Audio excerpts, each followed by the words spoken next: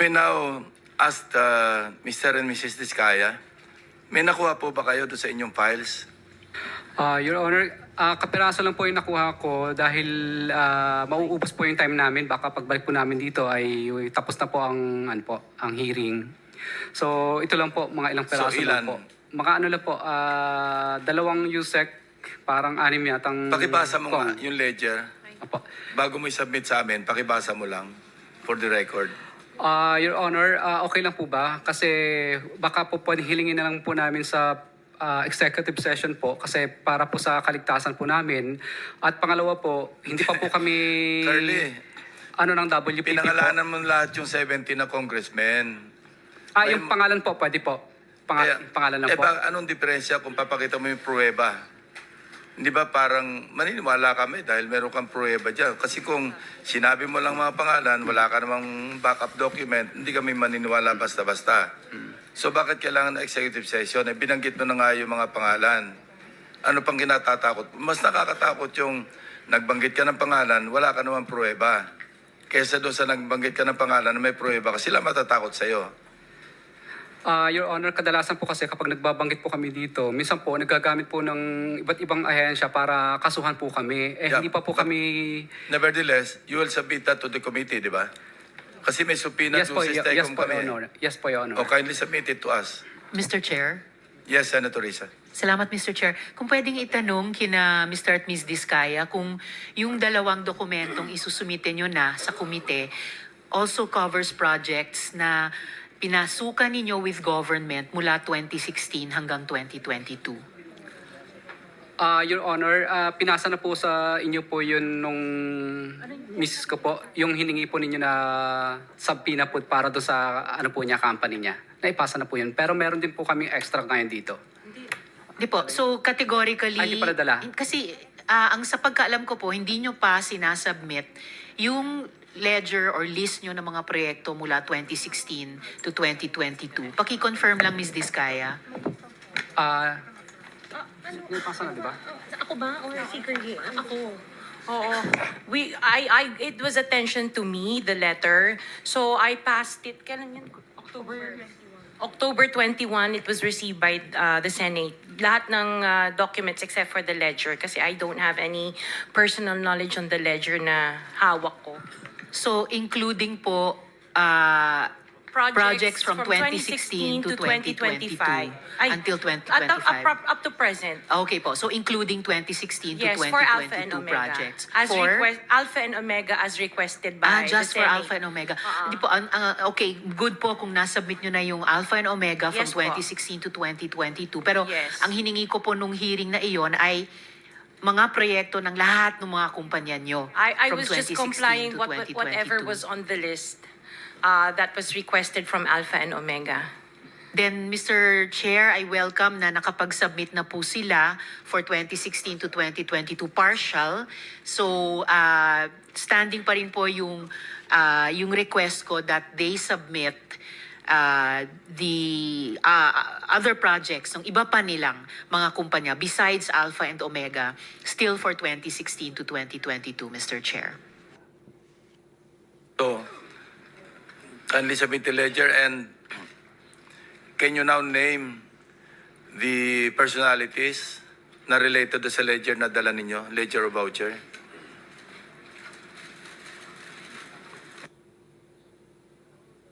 Your Honor, okay lang po ba isasubmit na lang po namin sa inyo? Babanggitin ko na lang po ang mga pangalan po ng nakuha ko lang po. Opo. Ang nandito po ay si...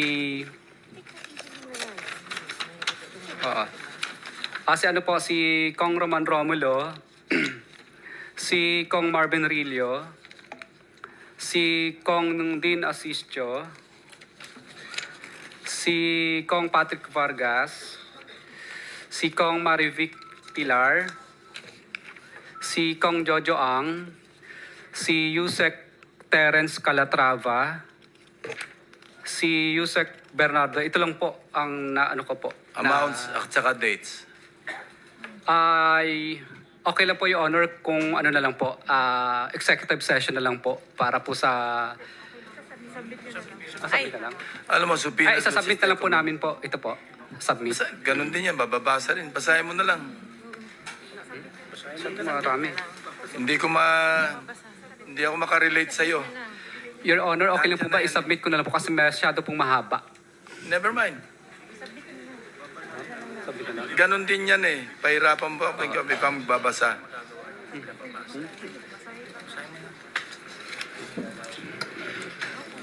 Ano ito, yung amount? Pati amount? Percent? Ha? Percentage. Okay. Your Honor, umpisan ko na lang po kay Yusek Terence Calatrava. Ano po, ito pa yung mga date niya.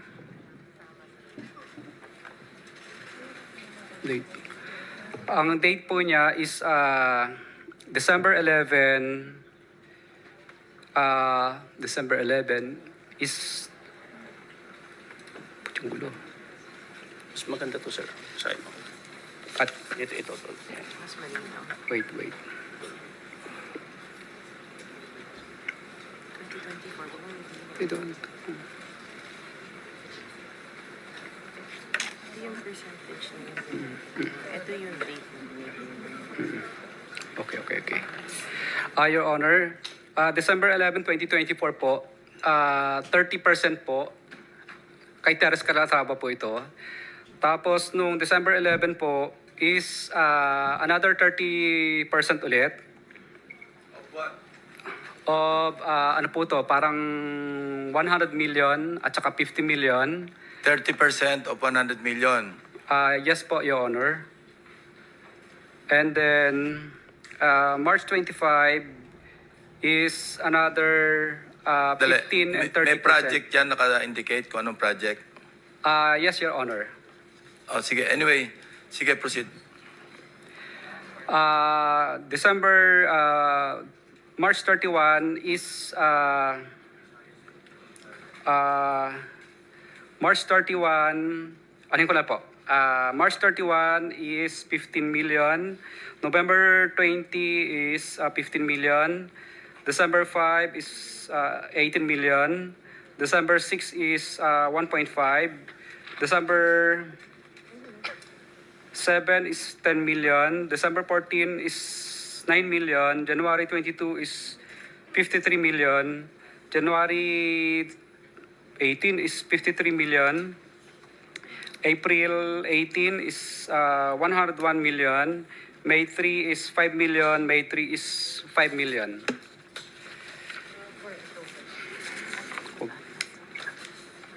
Lagi tayong total. Atay mo po.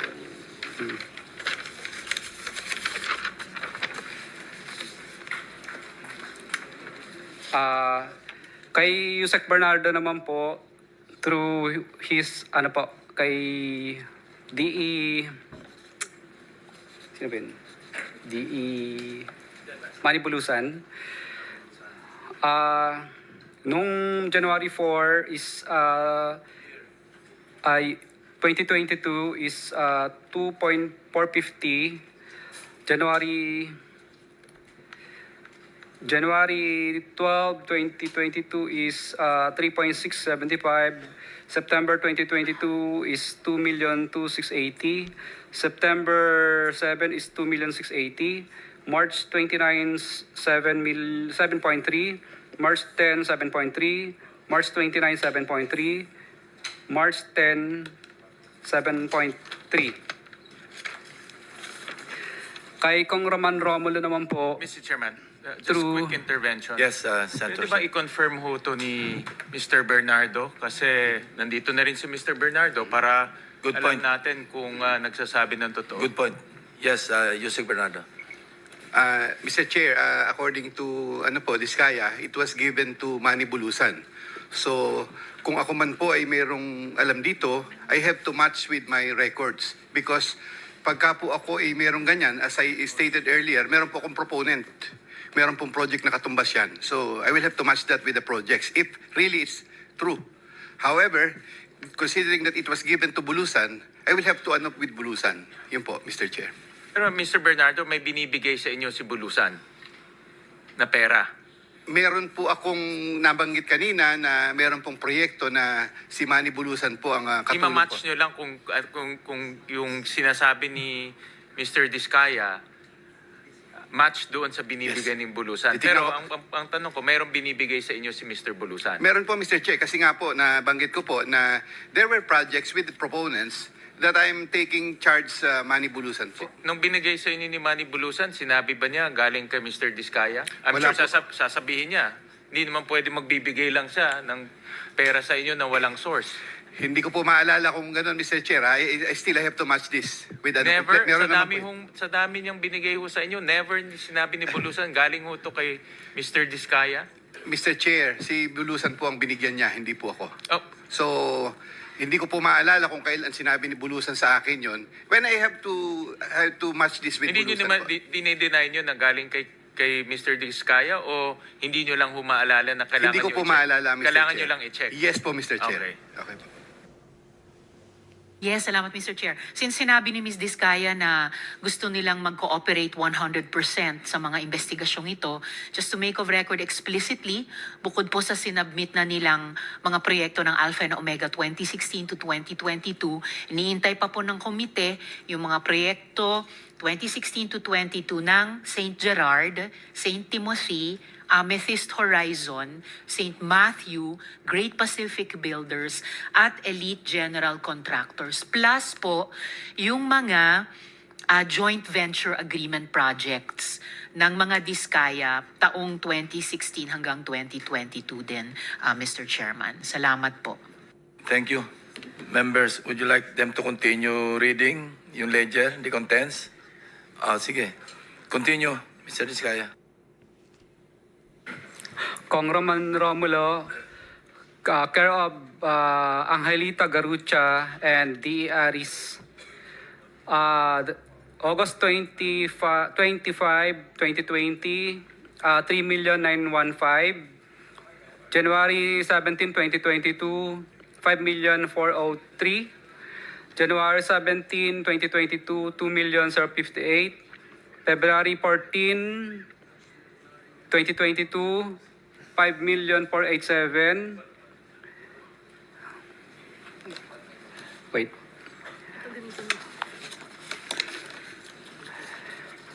April 8, 2022, 2.6 million. February 6, 2023, 2.6. February 6, 2023, 7.2. March 3, 4.8. March 25, 9.7. March 5, 21.2. March 7, 7.077. May 30, 14,152. May 30, 14,699. Okay, Mr. Diskaya, ganito lang. Isabit nyo na lang yan. Kailan kayo pwedeng bumalik para kunin ang lahat? Papayagan uli kayo ni Senate President na lumabas ng Senado. Kasi sabi ni Sergeant at Arms, marami raw. Sabi ko, sana binitbit nyo na lang lahat, kinarga nyo na lang lahat. Your Honor, Sabi kung niya raw- mabibigyan niyo po sana akong wala sa detention ko. Yan nga, hindi. Kahit Sabi ko- gabi po, gagawin ko. Okay, papayagan ka namin uli. Susulat ako kay Senate President kung kailan. Pero kunin nyo na lahat, hindi nyo pabalik-balik. Gusto mo lang yata umuwi. Totoo po. Kasi namimiss ko na po yung mga anak Sige. ko at saka Anyway, yung bahay po namin. Sige, Oho. gagawa ko ng sulat sa kanya. Iaris na lang natin. Pakisabit mo na lang yun sa Your Honor, committee. okay lang po ba? Banggitin ko na rin po yung iba pang mga pangalan na nandito Sige, na dapat babanggitin ko. Hindi ko lang po babanggitin yung mga Alright. presyo nila. Yung susunod po si Kong Marvin Rillo, Kong Dean Asistio, Kong Patrick Vargas, Kong Marivic Pilar, Kong Jojo Ang. Yun po muna partial. Mr. Chairman, just a quick intervention. Yes, Senator Win. Narinig ko kanina yung kay Congressman Romulo, may mga pangalan kang binanggit ahead. Ano po? Mga pangalan nun? Kay D.A. Aris po yun, tsaka si D.A. Aristotle Ramos, at tsaka si Angelita Garucha dati. engineer yun ang ng kausap mo? DPWH. Yun ang kausap mo, hindi si Congressman Romulo. With ano po? Ang tawag doon sa ganun? With advice po. Yes. Pero wala kang diretso mo bang kausap si Congressman Romulo o itong dalawang tao ang kausap? Itong dalawang tao po na ito ang kausap ko, with ano rin naman po ni Congressman yun. Paano mo alam kung with consent?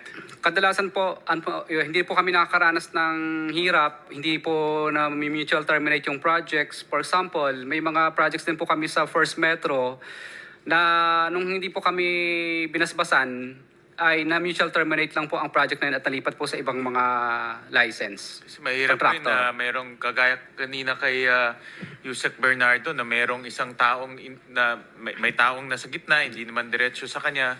Napakahirap naman na ganun yung sitwasyon dahil hindi diretso sa kanya. Ay, observation ko lang, no, kasi base rin kanina sa nabanggit ni Mr. Bernardo. Thank you, Mr. Chairman. Mr. Chair, masingit ko lang din. So, Mr. Diskaya, may layer pa, ika nga, may tao. Na ito para kay congressman ganito. Pero sila ba mismo kumukuha o may tao? Tapos, nako-confirm ba na tatawagan mo yung mambabatas na, Sir, natanggap mo naman, baka mamaya, dinala lang sa bahay nung courier o nung tao. Kadalasan mo po, hindi naman po talaga harap sa kahit kaibigan mo na yung congressman, kahit na super friends na kayo, hindi naman po talaga siya harap sa'yo ng personal. Kumbaga, nagbibigay na lang po sila ng instruction. Kadalasan naman po talaga, ang inuutusan talaga nila, kung hindi yung chief of staff, DE, or kung sino pang pinagkakatiwalaan nila. So, yun po ang layers. Pero yung natanggap nila yung pera, tiwala ka na doon sa tao nila na di ba pwede makausap si Kong o may pinapirma ka ba? Ito, papirmahan mo na-receive, etc. Bawal po yun kasi paper trail po yun. So, ibig sabihin po, wala talaga. At talagang walang... So, tiwala na lang.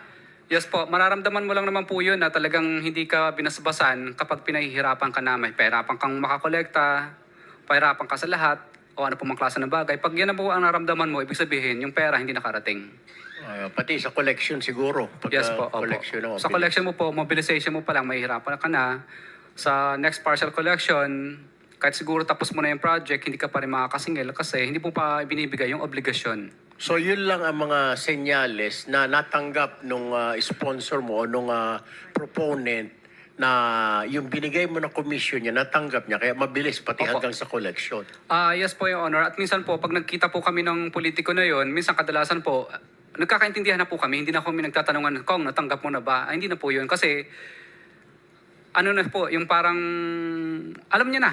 Ibig sabihin, parang hindi siya umaangal. Di okay. So senyasan na lang. Opo. Maraming salamat. Thank you, Mr. Chair.